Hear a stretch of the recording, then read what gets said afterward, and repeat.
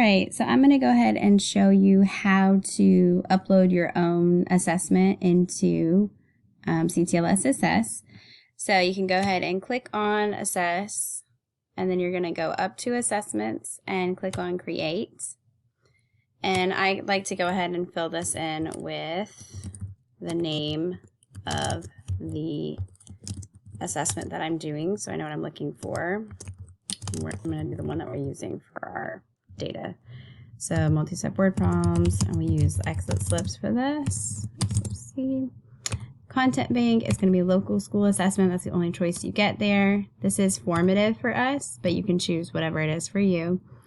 Grade level for me is 3rd. Content area is 3rd grade math. I'm going to fill that in. And then item bank is going to be external because I'm uploading a PDF of something that we are using. Number of items is just number of items, like number of questions that you have. So this is going to be 2. The exit slip is just 1 question, but it also has a reflection that we add in as well. So then you're going to hit save, and it's going to pop up like this. All of this is filled in over here. And I'm going to go ahead and upload my, let's see, assess, maybe it's in here, CTLS, this one, exit slip. So you can upload your PDF from wherever it is that you did it, and you will see it pop up over here. You can magnify it. As you can see, this is something that we just use. We usually do paper copies of these, but we wanted to test out putting it into CTLS Assess so we don't have to put it into the Excel spreadsheet. So I just doctored it a little bit. I added numbers, and then I added the ABCD over here, and then I saved it as a PDF and uploaded it here. So once I've done that, the first one, this is not multiple choice, so what I would want to do that is a text entry, and then you can put in the correct answer. So I need to take a look at what this is. Cody practice 5 minutes. Okay, so I would want to put in the correct answer. So if I'm doing this right in my head, it is 12 times 2, so that would be 24. So then you can go and you can put the answer in. And if there's more than one way to write it, like if you think someone in your class is going to write it out in word form or something, you can. And you can add more than one answer. So if you know a different answer that you want to put, you can. But in this case, there really should only be one. Or maybe I want to go ahead and put, what is it, what we're talking about? Minutes, because that is what we are talking about here. Oh, and you know what? It's a multi-step word problem. So this is how much total time. So then we have 24 plus 12, and I would get 36. So my correct answer, about to get all these kids having it wrong, is 36. But if I want to add it, because I teach my kids, and I'm sure most of us do, if I want to add that they need to put the full, they have to add the unit in, then I can do that. And then I can hit save. So there are multiple answers that could go there. And then this is going to be single choice, but this one, I'm going to put do not score. Yeah, which you have to click it there. And so now, no matter what they put for that one, they don't, it won't be scored, which is good.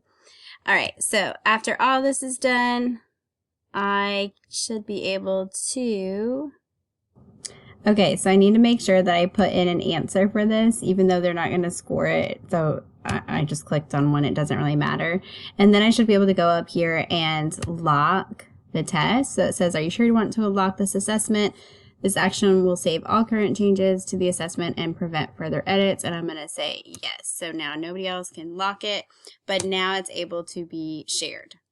So I have created it. Now I'm given the option up here to publish it and to administer it. So a couple things, now that you've locked it, there's a couple things to do. So you can go into settings, and you can make it required if you need to.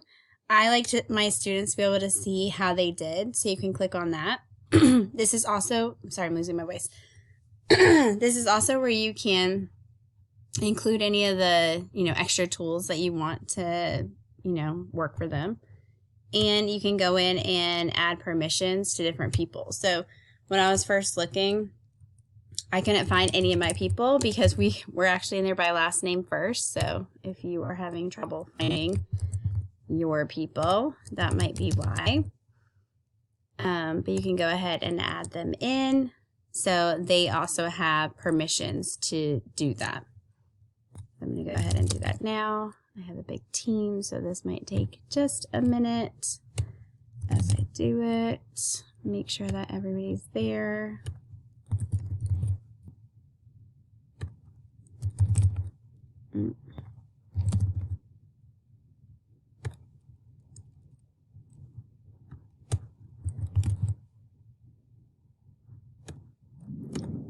And game. Let's see.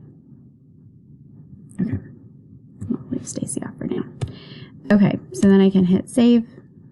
And now they have editing rights if I want them to have it. I like to keep all these the same. And instead of pre-learning, I'm defaulting it to during learning because it's an exit slip. And then I can hit save right here. Then I can go over to publish. And you have to target your class in order to proctor it.